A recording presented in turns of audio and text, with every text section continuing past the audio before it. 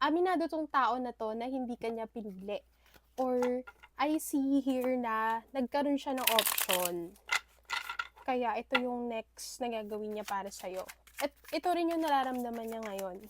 At this very moment, as you watch this video, ikita ko dito na nahihirapan siya.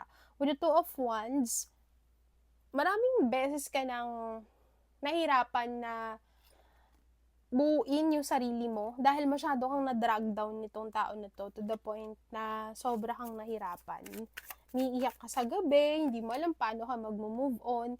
It's because you have a soul connection. So kaya ganyan yung nararamdaman mo dahil may reason kung bakit mo siya nakilala. For some of you, you have a twin flame connection.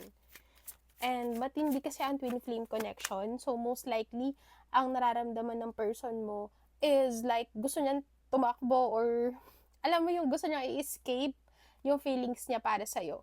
And with the Ace of Cups, kahit na nagkaroon siya ng option, yung nararamdaman niya para sa'yo, it's getting stronger and hindi niya kayang i-deny or hindi niya na kaya talagang kalimutan yung mga pinagsamahan nyo. Okay, Page of Wands. Ito ay immaturity. So, sinasabi ng cards na kahit gusto niyang gumawa ng move para sa'yo, alam niya sa sarili niya na hindi pa siya ready. Or I'm picking na hindi pa siya ready for the commitment. Kaya, ang mga ginagawa niya sa'yo is very immature.